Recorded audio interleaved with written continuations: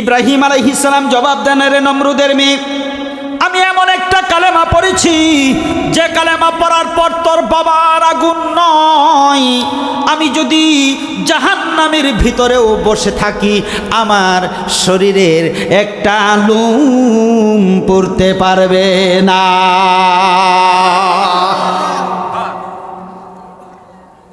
নমরুদের মেয়ে বলে, আমার বিশ্বাস হয় না, তুমি জাদু করছো, তুমি একটা জাদুকর। ইব্রাহিম আলাইহিস সালাম বলেন, শোন রে নমরুদের মেয়ে, কোনো নবী জাদু জানে না, কোনো নবী জাদু করতেও পারে না। আমি আল্লাহর কালেমা পড়েছি। ওগো ইব্রাহিম নবী, তাহলে তো তোমার কালেমাটা একটু পরীক্ষা করে দেখতে হয়। ওগো ইব্রাহিম নবী, তাহলে আমাকে একটু কালেমাটা পড়াইয়া দাও। ইব্রাহিম আলাইহিস সালাম চিন্তা করলেন, আগুনের ভিতর বসে আছি, আগুনের ভিতরে বসেও কালেমার দাওয়াত দিয়া দেই। নমরুদের মেয়েরে, কালেমা পড়বিনি? হ্যাঁ পড়তে চাই। তাহলে পড়াইয়া দেন, পর আমার সাথে, লা ইলাহা ইল্লাল্লাহু ইব্রাহিমু খলিলুল্লাহ। ইব্রাহিম নবী গো, কালেমা পড়ছি, কি করব? আয় আয়, চলে আয়, আগুনের ভিতর চলে আয়। সুবহানাল্লাহ কয় না? আগুনের ভিতর চলে আয়। নমরুদের মেয়ে আস্তে আস্তে আগুনের কাছে গেল। যাওয়ার পর মনের মধ্যে সন্দেহ ঢুকে গেছে, না জানি আমার বাবার উপর রাগ করে আমাকে বাইল মারিয়া আগুনে পুরায় মারতে চায় কিনা, একটু পরীক্ষা করে দেখি। পরে আগুনে ঢুকি, নমরুদের মেয়ের পরনের কাপড়টা আগুনের ভিতর ধরে রাখছে, লাল টকটকে আগুন। অনেকক্ষণ যাবৎ কাপড়টা আগুনের ভিতরে, অনেকক্ষণ পরে কাপড়টাকে টান দিয়ে কাছে এনে হাত দেয়া দেখে, হায় হায়, কাপড় পূর্বে দূরের কথা একটু গরম পর্যন্ত হয় না। নমরুদের মেয়ে এবার আগুনের ভিতর চলে গেছে, যাইয়া আবার কালেমা পড়ছে। আবার কালেমা পড়ে আগুনের ভিতর থেকে বেরিয়ে আসে, বেরিয়ে এসে একেবারে নিরাপদে নমরুদের বাড়ি পর্যন্ত চলে গেল। কালেমার বরকতে নমরুদের মেয়ের কাপড় পূর্বে দূরের কথা, শরীর পূর্বে দূরের কথা, শরীরের একটা লোম পর্যন্ত পুড়ে না। এই জান্নাতের বাগানের মালিক আল্লাহ। বলেন বলেন আব্বু, জবাব দেন। আল্লাহ বলেন, আরেকবার বলেন। আল্লাহ। আল্লাহ হলেন মেহমান, মেজবান, আমরা হলাম মেহমান। আমরা কার মেহমান? আরেকটু বলেন, মজা লাগতেছে, আরেকটু বলেন। আজকে যারা জোয়া খেলতেছে কার মেহমান?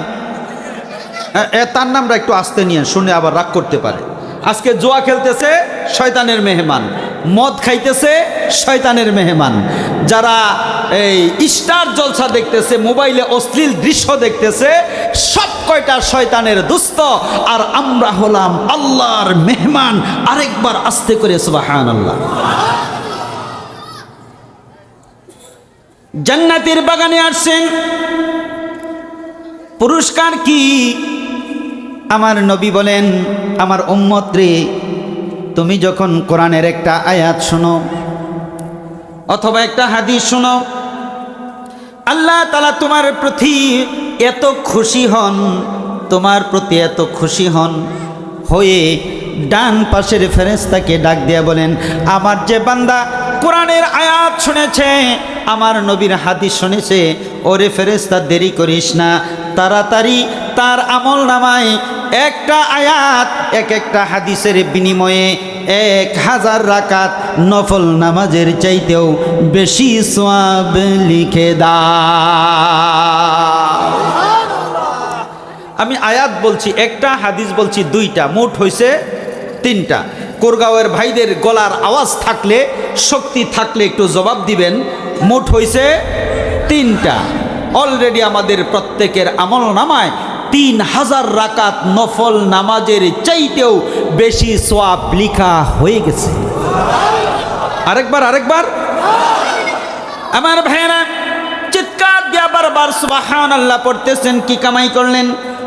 আমার নবী বলেন, ওগো আমার উম্মত, তুমি যখন একবার মাত্র সুবহানাল্লাহ বলে চিৎকার মারো, একবার বলো, জমিন থেকে আকাশ পূর্ব থেকে পশ্চিম, উত্তর থেকে দক্ষিণ, সবটুকুন জায়গা আল্লাহ তাআলা সওয়াব দেয়া ভরেন। আর ডান পাশের ফেরেশতাকে ডাক দিয়া বলেন, জমিন থেকে আকাশ পর্যন্ত নেকি দিয়ে ভরে দিলাম, সবগুলো নেকি আমার এক একজন বান্দার আমল নামায় লিখে দাও। কত কামাই হলো, জমিন থেকে আকাশ পর্যন্ত ভরে ফেলছে। আর বাহিরে যারা দাঁড়ায় আছেন, যদি মনে করেন ভিতরে বৃষ্টি হইতেছে, ভিজে যাওয়ার সম্ভাবনা আছে, আপনার ঢোকার দরকার নাই। আর যদি মনে করেন যে না বাইরেই দাঁড়ায় থাকবো, তাহলে আমরা কয়েকটা চেয়ার পাঠাইয়া দিই, আপনারা বাহিরেই বসেন। নাকি বাহিরে থাকলে আপনি জান্নাতের বাগানের সীমানার বাইরে। আরে ভাই, এই জান্নাতের বাগানে আসার জন্য কপাল লাগবে। কপাল কি লাগবে? আরেকটু বলেন কি লাগবে? আজকে এই অঞ্চলের সবচাইতে চান কপাল্লা মানুষই হইলাম আমরা। সুবহানাল্লাহ কয় না? কোন কপাল্লা? চান কপাল্লা মানুষ আমরা, আলহামদুলিল্লাহ বলেন। আচ্ছা, এই যে জমিন থেকে আকাশ পর্যন্ত নেকি দিয়া ভরলেন, কয়টা নেকি হইছে জানা আছে? গনতে পারবেন? সম্ভব না। ও কুরগাঁওয়ের মুসলমান, একটু লোভ লাগাইয়ে দিই, মজা লাগাইয়ে দিই। একটা নেকি তত বড় উহুদ পাহাড়টা যত বড়। আর একটু আসতে বললেন, একটা নেকি কত বড় আব্বু? উহুদ পাহাড় যত বড়। আর একটু মজা লাগাই, উহুদ পাহাড়টা কত বড় এটা জানেন? আমি বলি, আপনি শুনেন, মনোযোগ দিয়ে শুনেন। উহুদ পাহাড়টা লম্বায় 7 কিলোমিটার। কত? জবান খুলেন, কত? 3 কিলোমিটার। পাশ কত? উঁচা আধা কিলো, একটু কম। উঁচা বাদ দিলাম, লম্বার পাশ ধরলাম, লম্বা 7 কিলো, পাশ 3 কিলো। কুরগাঁওয়ের মুসলমানদেরকে আমি একটু প্রশ্ন করব, দেখি আপনারা জবাবটা দিতে পারেন কিনা। এবার বলেন তো শুনি, নেকিটা লম্বা কয় কিলো? 7 কিলো। বুঝে গেছে? নেকিটা পাশ 3 কিলো। কুরগাঁওয়ের ভাইয়ের আমার, একটা নেকি যদি 7 কিলোমিটার লম্বা হয়, একটা নেকি যদি 3 কিলোমিটার পাশ হয়, জমিন থেকে আকাশ, পূর্ব থেকে পশ্চিম, উত্তর থেকে দক্ষিণ, সবটুকুন জায়গা যে আপনি নেকি দিয়া ভরলেন, কি পরিমাণ নেকি কামাই করলেন আল্লাহ জানেন। আরেকবার চিৎকার দিয়া বলেন সুবহানাল্লাহ। মুসলমান ভাইয়ের আমার, আরেকটু লোভ লাগাই দিই, মজা লাগাই দিই। আমার দিনের নবী একদিন বসে বসে কাঁদতেছেন, চোখ দিয়ে জোর জোর করে পানি পড়তেছে। আমার নবীজির ঠোঁট দুটি কাঁপতেছে, কাঁদতেও পারতেছেন না, এত আবেগ মাখাইয়া কাঁদতেছেন। আল্লাহ তাআলা জিব্রাইল আলাইহিস সালামকে পাঠিয়ে দিলেন, জিব্রাইল তাড়াতাড়ি যাও, আমার দোস্ত কেন কাঁদতেছে একটু যে জিজ্ঞেস করে আসো। আমার দোস্তের এমন করুণ কান্না আমি সহ্য করতে পারতেছি না। জিব্রাইল আলাইহিস সালাম চলে আসেন। নবীজি, আপনি কেন এভাবে করুণ কান্না কাঁদতেছেন?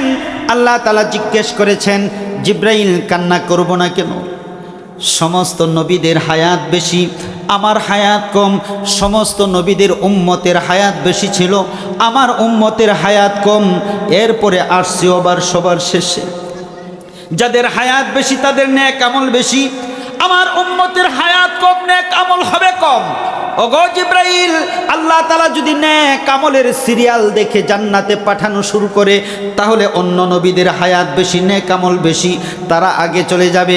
আমার উম্মতগুলিকে নিয়ে দুনিয়াতে আসছি সবার পরে, আর যদি জান্নাতেও যাই সবার পরে, তাহলে আমার উম্মতগুলির খুব কষ্ট হবে, আমারও কষ্ট হবে। এই কষ্টের কথা চিন্তা করে আমি কাঁদতেছি। এত লম্বা সময় কেমন করে এই কঠিন হাসরের ময়দানে আমি কাটাবো?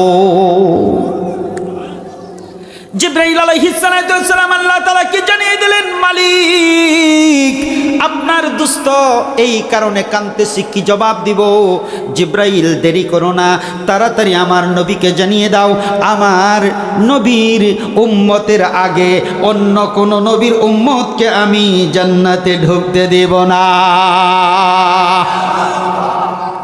নবীজির কান্না কিছুটা থামছে, পুরাপুরি থামে নাই। নবী গো এখনো কেন কান্না করেন?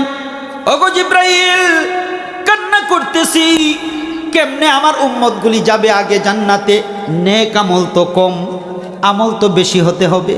এবার আল্লাহ তাআলা জানিয়ে দিলেন, নবী গো, মিশকাত শরীফের একটা হাদিস শোনাচ্ছি, নবী গো কাইদেন না, নবী গো কাইদেন না।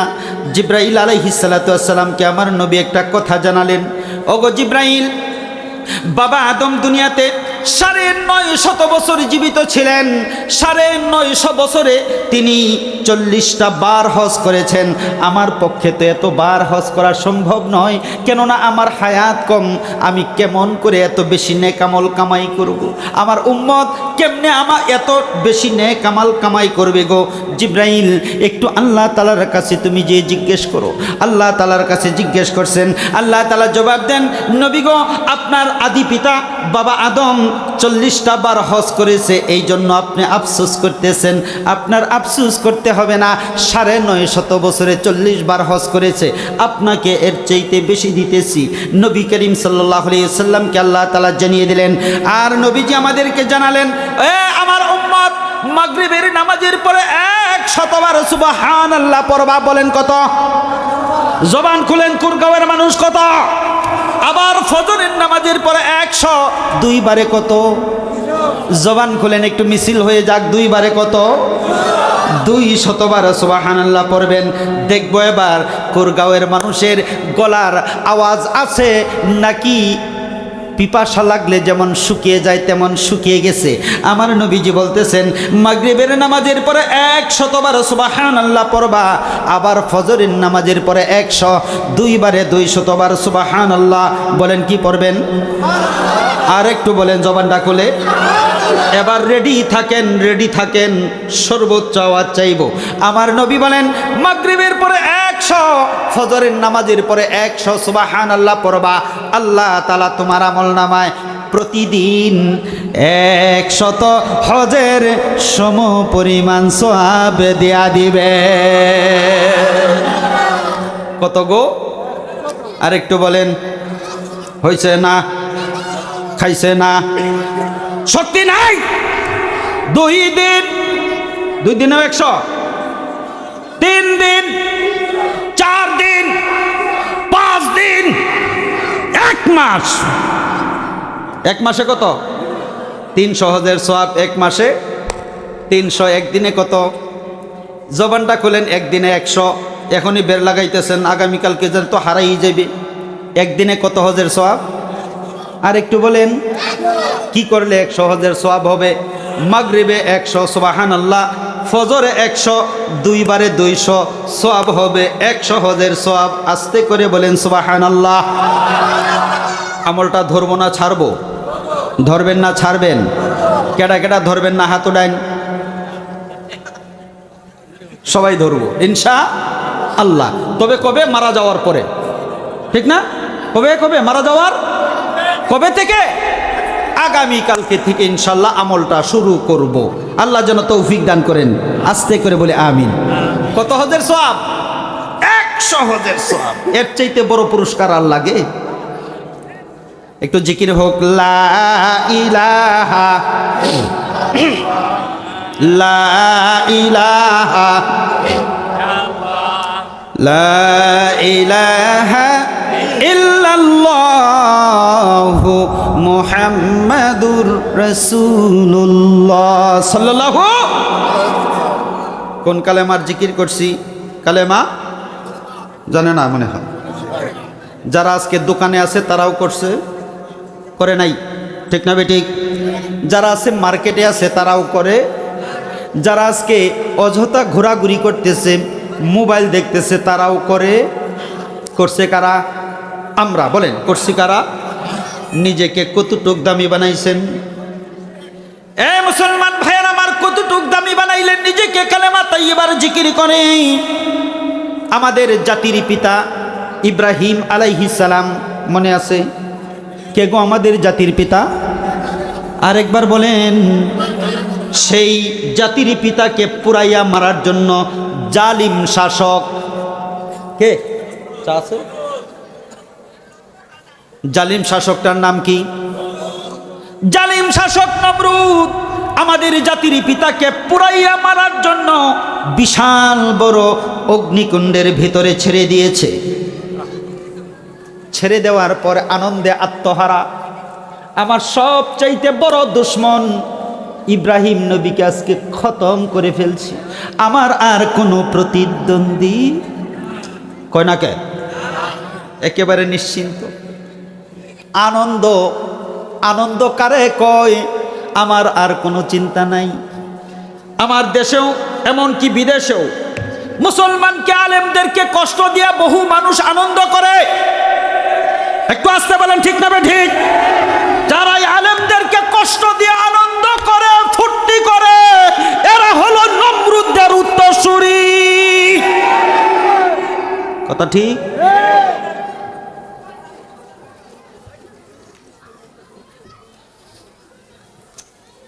আমার ভাইরা, একটু পরে নমরুদ আসছে। দেখি আমার দুশ্মন ইব্রাহিম নবী আগুনের ভিতরে কেমন করে ছটফট করতে করতে মারা যায়। একটু কাছে থেকে যেয়ে দেখি, আগুনের কাছে চলে আসছে। আসার পর দেখি আগুনের ভিতর বিরাট সুন্দর এক ফুল বাগান। সেই ফুল বাগানে জাতির পিতা রাজার মতো বসে আছেন, কোনো চিন্তা নাই, তাপ নাই, কষ্ট নাই, বাগানের ভিতর বসা। নমরুদের চোখ যেন কপালে উঠে গেছে। ব্যাপার কি? ওরে আগুন, তোর ভিতরে ছেড়ে দিলাম আমার দুশ্মন ইব্রাহিম নবীকে, পুরাইয়া কয়লা বানাবি, কয়লা বানাবি, কিন্তু ইব্রাহিম নবীকে না পুরে তোর ভিতরে রাজার মতো বসাইয়া রেখেছিস। আগুন রে, তোর কি জ্বালানি ক্ষমতা নাই? নষ্ট হয়ে গেছে নাকি? আল্লাহ তাআলা আগুনের জবানটা অল্প সময়ের জন্য খুলে দিয়েছেন। সুবহানাল্লাহ কয় না? আগুন বলতেছে, এ নমরুদ, আমি দুনিয়ার সব কিছু পুরে কয়লা বানাতে পারবো, কিন্তু ইব্রাহিম নবীর শরীরের একটা লোম পড়তে পারবো না।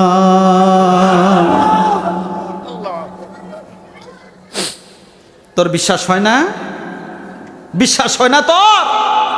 আগুনে প্রশ্ন করে নমরুদকে। যদি বিশ্বাস না হয় একটু কাছে আয়, সামান্য একটু তাপ দেয়া বুঝাই দেই আমার ক্ষমতা আছে কি?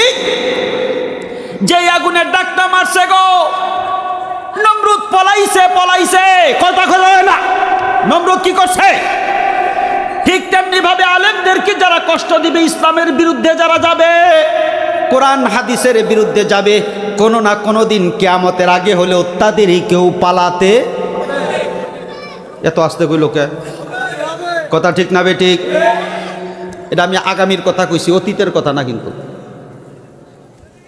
যেই ইসলামের বিরুদ্ধে যাবেন, আলেমের বিরুদ্ধে যাবেন, তাকে পালাতে। কারেক্ট? কারেক্ট মাই স্পিক? হ্যাঁ, রাইট, ঠিক বলছি? তাহলে ইসলামের বিরুদ্ধে যাব না ইনশাআল্লাহ। নমরুদ পলাইছে। একটু পরে নমরুদের মেয়ে আসছে, রাজা। নমরুদের মেয়ে রাজা আসছে। দেখি গো, আমার বাবার দুশ্মন ইব্রাহিম নবী আগুনে কেমন করে দাফরাইতে দাফরাইতে মরে। একটু কাছে থেকে দেখতে চাই। আগুনের কাছে নমরুদের মেয়ে এসে দেখে, হায় হায় গো, আগুনের ভিতরে এত সুন্দর ফুল বাগান, এমন সুন্দর ফুল বাগান আমার বাবার রাজপ্রাসাদেও নাই। ব্যাপার কি? ইব্রাহিম নবীকে চিৎকার দেয়া জিজ্ঞাসা করে। নমরুদ জিজ্ঞাসা করলো আগুনকে। নমরুদের মেয়ে জিজ্ঞাসা করে ইব্রাহিম নবীকে, কি গো ইব্রাহিম নবী, ব্যাপার কি? আমার বাবার জ্বালানো আগুন লাকড়িগুলিকে পুরাইয়া কয়লা বানাইতেছে, তোমাকে কেন পুরায় না? ইব্রাহিম আলাইহিস সালাম বিশ্ববিখ্যাত একটা জবাব দিয়েছেন। একটু মনোযোগ দিয়ে শোনার চেষ্টা করেন। কি করছেন, কি কামাই করছেন গো মুসলমান? ইব্রাহিম আলাইহিস সালাম জবাব দেন, রে নমরুদের মেয়ে, আমি এমন একটা কালেমা পড়েছি যে কালেমা পড়ার পর তোর বাবার আগুন নয়, আমি যদি জাহান্নামের ভিতরেও বসে থাকি, আমার শরীরের একটা লোম পড়তে পারবে না।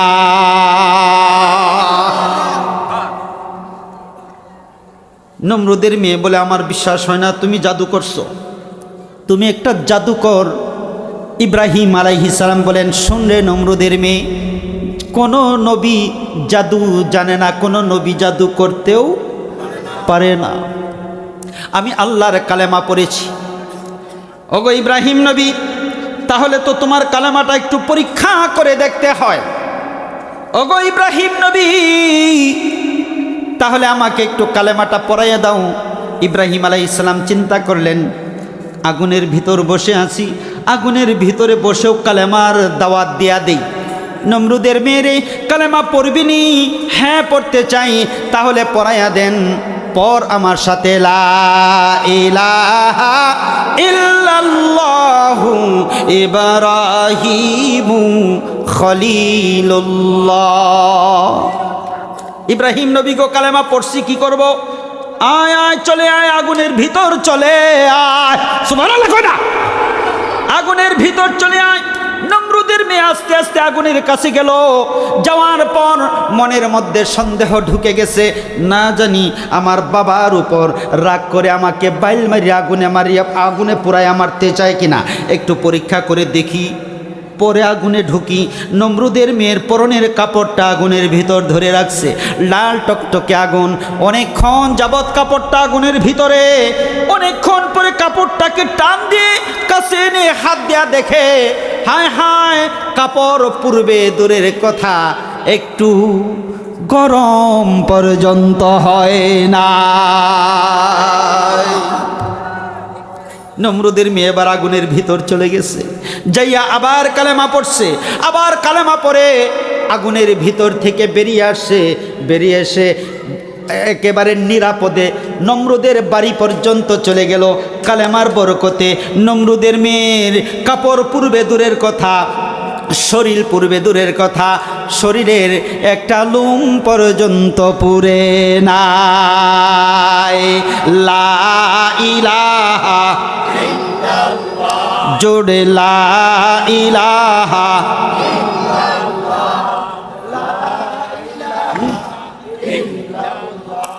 লা ইলাহা ইল্লাল্লাহু মুহাম্মাদুর রাসূলুল্লাহ সাল্লাল্লাহু আলাইহি ওয়াসাল্লাম। সময় বাধা ধরা, আর মাত্র কয়েকটা মিনিট কথা বলতে পারবো, এরপরে মনে হয় বিদায়ের ঘন্টা বেজে যাবে। এই জন্য খুব লম্বা সময় কথা বলতেছি না, ছোট্ট আকারে কয়েকটা কথা বলবো, একটু গভীর মনোযোগ দিয়ে শোনার চেষ্টা করব ইনশাআল্লাহ। প্রিয় উপস্থিতি, যেহেতু মাহফিলটা মসজিদের উদ্যোগে, মসজিদে জানি কি হয় হুজুর? নামাজ হয়, ঠিক তো? এই নামাজকে কেন্দ্র করেই আমি একটা আয়াত আপনাদের সামনে তিলাওয়াত করছি। আয়াতটা পুরানা, সামান্য একটু অংশ, সূরাতুল কাহাফ এর 50 নং আয়াতের প্রথম অংশ আপনাদের সামনে তিলাওয়াত করছি। প্রিয় উপস্থিতি, এই আয়াতটা নাজিল হয়েছে আমাদের বাবা আদম আলাইহিস সালামকে কেন্দ্র করে।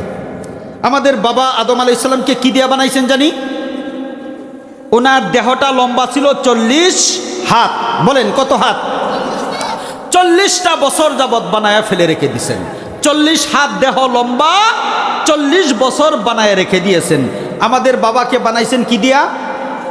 মাটি দিয়া। ভিতরে খের দেয় নাই, খের দেয় নাই, জায়গায় বেজাগায় বাসও দেয় নাই, শুধুমাত্র মাটি দেয়া আমাদের বাবাকে বানাইছেন।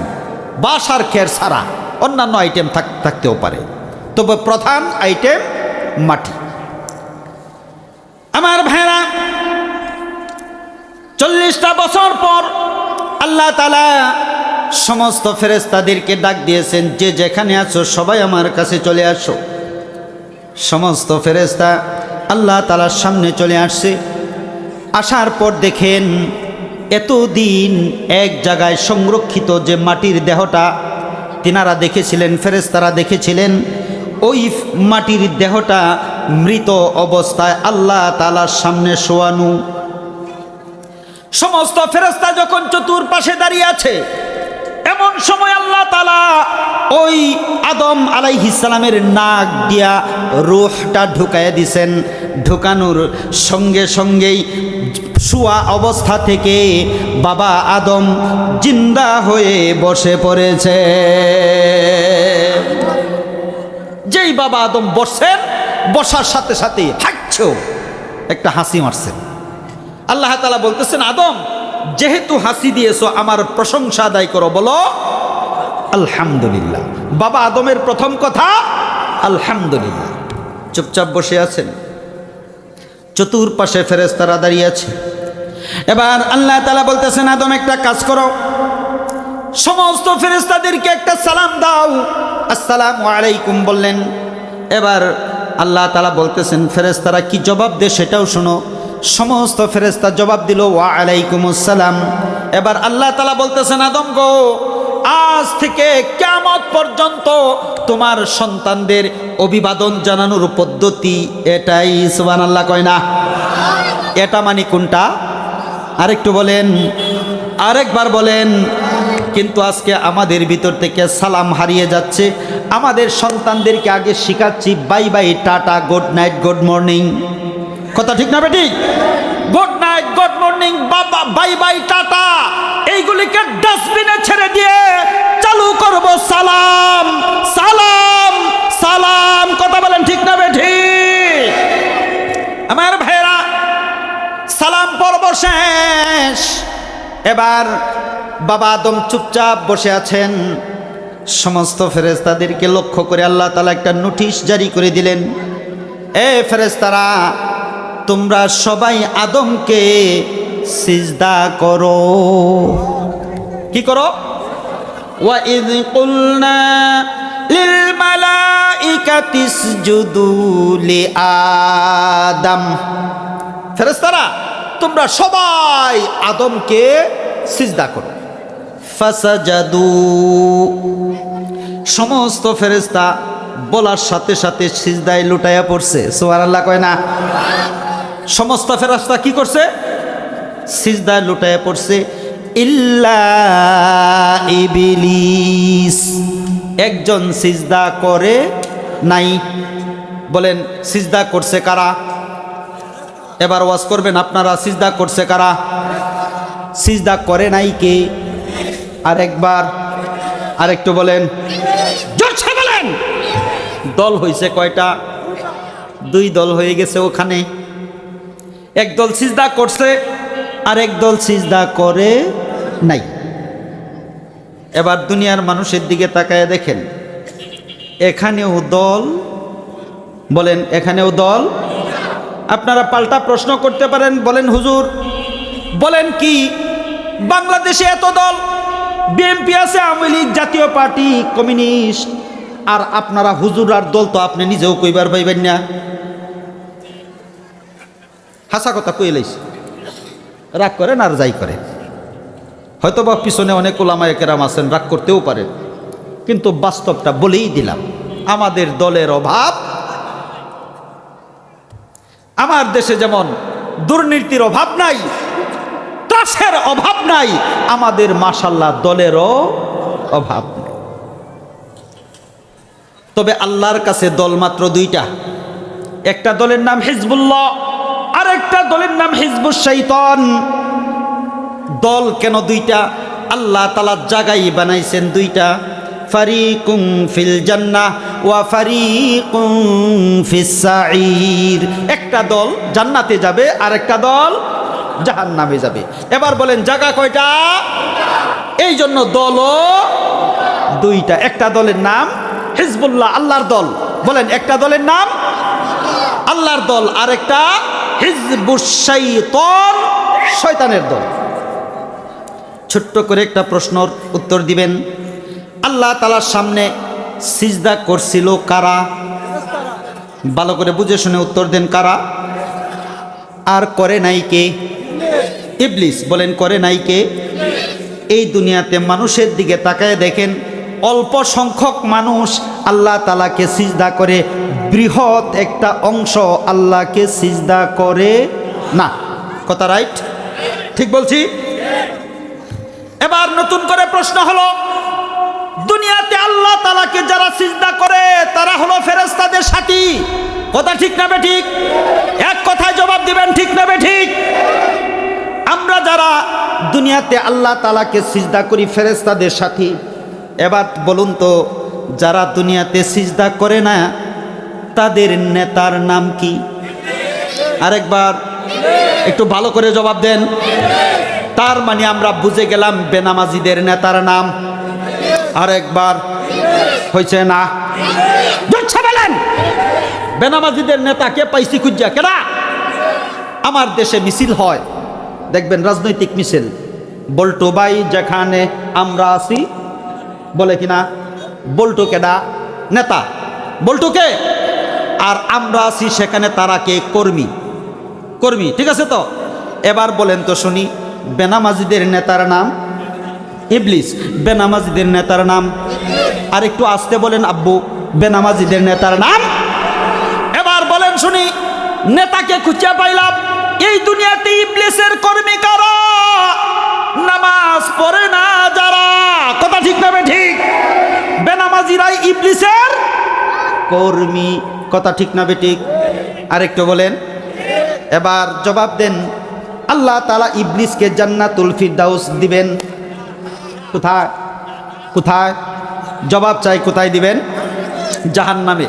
বেনামাজিদের নেতা ইবলিস যদি জাহান্নামে যায় তাহলে তার কর্মীগুলি কোথায় যাবে? আরেকটু বলেন, কোথায় যাবে? জাহান্নামে। কথা ঠিক না বেঠিক? মুসলমান ভাইয়েরা আমার, হযরত মূসা আলাইহিস সালাম তুর পাহাড়ের দিকে যাইতেছেন। এমন সময় রাস্তার পাশে শয়তান দাঁড়ানো। শয়তান, খুব দ্রুত শেষ করব আমার কথা। শয়তান দাঁড়িয়ে আছে। মূসা নবী গো, আপনি কোথায় যান? তুর পাহাড়ে যাই, আল্লাহ তাআলার সঙ্গে কথা বলবো। ওগো মূসা নবী, আমার একটা দাবি আছে, গভীর মনোযোগ আমার দিকে। মূসা নবীকে শয়তান বলতেছে, আমার একটা ছোট্ট দাবি আছে। আপনি যে তুর পাহাড়ের দিকে যাইতেছেন, আল্লাহ তাআলার কাছে জিজ্ঞেস করবেন, আমি তওবা করতে চাই। তওবা কিভাবে তওবা করলে আল্লাহ তাআলা আমার তওবাটা কবুল করবেন, একটু জেনে আসবেন।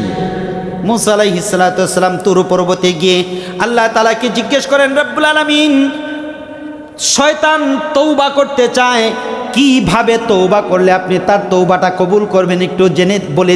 আপনাদের অসুবিধা হলে ছেড়ে দেয়, কয়েক মিনিট চলবে ইনশাল্লাহ। তাহলে আমার দিকে একেবারে এক নজরে তাকায় থাকবেন। কথা বলেন, ঠিক না ঠিক? ডাইনে বামে তাকাবো ইনশাআল্লাহ। আল্লাহ কবুল করুন। চিৎকার দিয়ে বলি আমিন। আমার ভাইরা, এই মাহফিলটা কিসের উদ্যোগে? মসজিদের উদ্যোগে। মনে আছে তো? না মনে আছে তো? আসলে এই আশেপাশে একটু সাইড টক হলে ব্রেইনে অ্যাটাক করে, এটাকে উঠাইতে আবার ডিস্টার্ব লাগে। যাই হোক, তারপরেও আমরা ইনশাল্লাহ অল্প সময় বসি, খুব লম্বা সময় আমি আপনাদের কাছ থেকে নিব না। প্রিয় উপস্থিতি, হযরতে মূসা আলাইহিস সালাতু ওয়াস সালাম ফিরে আসতেছেন, শয়তান অপেক্ষা করতেছে। মূসা নবীকে জিজ্ঞেস করেন, মূসা নবী আল্লাহ তাআলা কি জবাব দিয়েছেন আমার ব্যাপারে? ভালো জবাব দিয়েছেন, আল্লাহ তাআলা তোকে মাফ করে দিবেন। তুই আদম নবীর কবরে যেয়ে সিজদা করবি। যদি আদম নবীর কবরে একটা সিজদা করতে পারিস, আল্লাহ তাআলা তোর জিন্দেগির সবগুলি গুনাহ মাফ করে দিবেন। সুবহানাল্লাহ, চিৎকার দিয়ে সুবহানাল্লাহ। আমার ভাইরা, ইবলিস সিজদা করে নাই, ইবলিস সিজদা করে নাই। এখান থেকে দুটি শিক্ষণীয় বিষয় হলো, ইবলিস সিজদা করতে পারে নাই, সিজদা করার অভ্যাস হারিয়ে ফেলছে। এই সিজদা করা না করার অভ্যাসটা হলো ইবলিসের। এই দুনিয়াতে যে সমস্ত মানুষ আল্লাহ তাআলাকে সিজদা করতে পারে না, এরা হলো শয়তানের দোস্ত। কথা ঠিক না ঠিক? কোন শয়তানের দুস্তের সঙ্গে আমাদের দুস্তি নাই। হ্যাঁ, আমাদের দুস্ত তারা নামাজ পড়ে। আরে কথা বলেন না কে? এই সমস্ত নামাজি আল্লাহওয়ালা মানুষগুলো আমাদের দুস্ত, রাইট? কথা বলেন, ঠিক না ঠিক? বেনামাজির সাথে আমাদের সম্পর্ক। মুসলমান ভাইরা আমার, খুব সংক্ষেপে কথা বলতে হচ্ছে, আপনাদের মেহমানও চলে আসছেন, এমপি সাহেবও চলে আসছেন। আমরা 4টি নিয়মের ভিতর দিয়ে এক ওয়াক্ত নামাজ পড়ব। কয়টা বলেন, কয়টা নিয়ম? আরেকটু বলেন, হইছে না? জবান খুলেন। এক ওয়াক্ত পড়ব মানে বাকি 4 ওয়াক্ত কি মাইনাস? বাকি 4-এর কথা বলতেছি না, এক ওয়াক্তের পাওয়ার বলতেছি, পাওয়ার। আল্লাহ নবী বলেন, আমার উম্মত রে, তুমি যদি 4টি নিয়মের ভিতর দিয়ে এক ওয়াক্ত নামাজ পড়তে পারো, দেখবো আমার কুরগাঁওয়ের যুবকদের গলার আওয়াজ কতটুকুন। এক ওয়াক্ত নামাজ যদি 4টি নিয়মের ভিতর দিয়ে আদায় করতে পারো, আল্লাহ তাআলা তোমার আমল নামায় এক ওয়াক্ত নামাজের বিনিময়ে রেডি রেডি, একেবারে হাই ভোল্টেজ, এক ওয়াক্ত নামাজের বিনিময়ে 607 ওয়াক্ত নামাজের সওয়াব দেওয়া হয়। একের বিনিময়ে 607। খুব দ্রুত গতিতে বলতেছি। প্রথম কথা হলো, এমপি সাহেবের আগমন, এমপি সাহেবের আগমন, আমি অন্তর থেকে দোয়া করতেছি, আল্লাহ তাআলা জনাব সালাউদ্দিন বাবু সাহেবকে সফলতা দান করুন। আর একটু আসতে বলি। প্রিয় উপস্থিতি, মসজিদের উদ্যোগে মাহফিলটা, ঠিক না?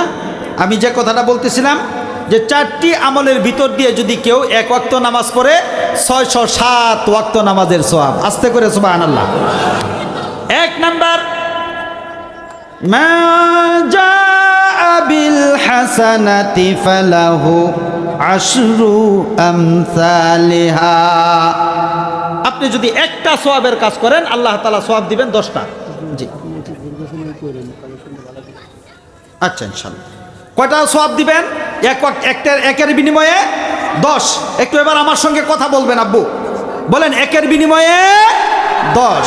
যদি এক ওয়াক্ত নামাজ পড়েন 10 ওয়াক্তের সওয়াব। খুব দ্রুত বলতেছি কিন্তু। নাম্বার 2, আল্লাহ নবী বলেন, সলাতুল জামাআতি তাফদুলু সলাতিল ফারদি বি27 দারাজা। আমার উম্মত রে, ওগো আমার উম্মত, তুমি যদি মসজিদে যাইয়া এক ওয়াক্ত নামাজ পড়তে পারো, মসজিদে যাইয়া এক ওয়াক্ত নামাজ পড়তে পারো, দেখবো আমার কুরগাঁওয়ের মুসলমান ভাইদের গলার আওয়াজ কতটুকুন আছে।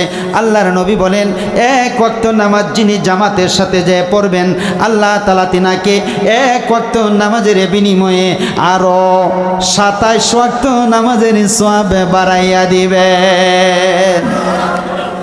3 নাম্বার, আমার নবীজি বলেন, আমার উম্মত রে, তোমরা যখন নামাজের জন্য ওযু করবে, ওযুর পূর্বে একটু মেসওয়াক করে যদি তুমি নিতে পারো, মেসওয়াক করে এক ওয়াক্ত নামাজ যদি তুমি আদায় করতে পারো রে আমার উম্মত, আল্লাহ তাআলা তোমার আমল নামায় আরো 70 ওয়াক্ত নামাজের সওয়াব বাড়াইয়া দিবেন। নামাজ পড়লে আল্লাহ দিবেন 10, জামাতে 27, 37, আর মেসওয়াক করলে 70, 107 ওয়াক্ত নামাজের সওয়াব। অপরদিকে আমার নবী বলতেছেন, আমার উম্মত রে, তুমি যদি মসজিদে যাইয়া এক ওয়াক্ত নামাজ পড়ো, মসজিদে যাইয়া যদি তুমি এক ওয়াক্ত নামাজ পড়তে পারো, তোমার 2টা পুরস্কার। 2টা পুরস্কারের মধ্যে 1 নাম্বার পুরস্কার, জামাত পাও আর না পাও, আল্লাহর ঘর মসজিদে যাইয়া এক ওয়াক্ত নামাজ পড়তে পারলে আল্লাহ তাআলা তোমার আমল নামায়, দেখবো কুরগাঁওয়ের মানুষের গলা শুকাইয়া গেছে নাকি, এক ওয়াক্ত নামাজের বিনিময়ে আরো 500 ওয়াক্ত নামাজের সওয়াব বাড়াইয়া দেওয়া হয়। কত? আরেকবার হইছে না? খাইছে না? আরেকবার। এবার কত হইছে? 607। বলেন 600। ও মুসলমান ভাইরা আমার, আমরা আল্লাহর ঘর মসজিদকে ভালো বাসবো, বলেন ভালো বাসবো, মহব্বত করব। কেন না? কেন মহব্বত করব? ওগো আমার ভাই, কুরগাঁওয়ের মুসলমান, হাদিস শরীফে আসছে, সিজদার জায়গা বান্দার জন্য সুপারিশ করে জান্নাতে পাঠাবে। মসজিদ তো সিজদার জায়গা। বলেন মসজিদ কিসের জায়গা? সিজদার জায়গা, সিজদার জায়গা।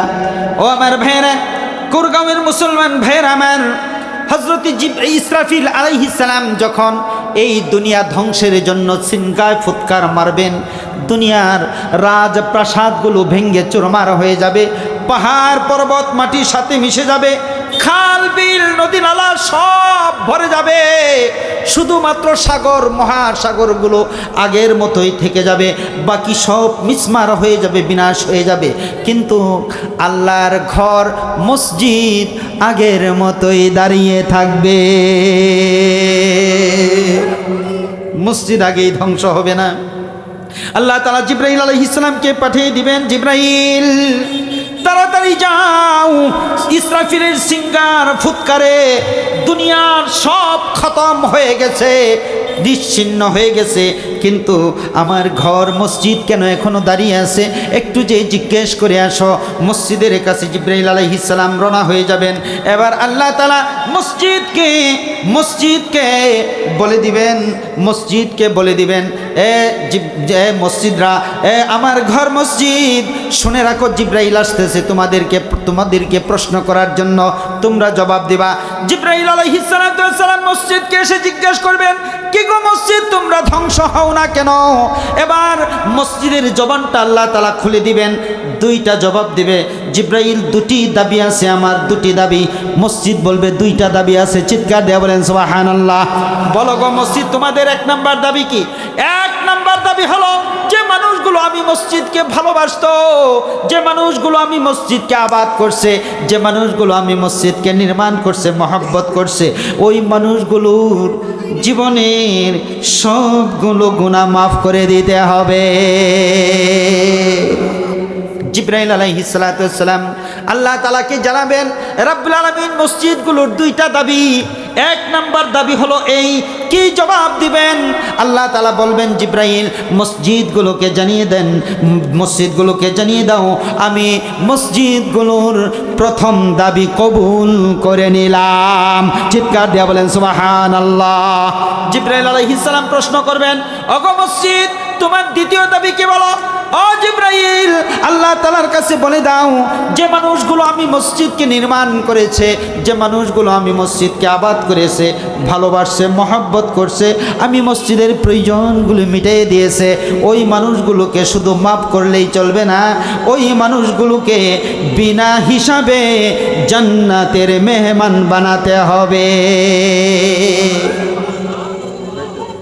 আমার ভাইরা, আসতেছে ইনশাআল্লাহ।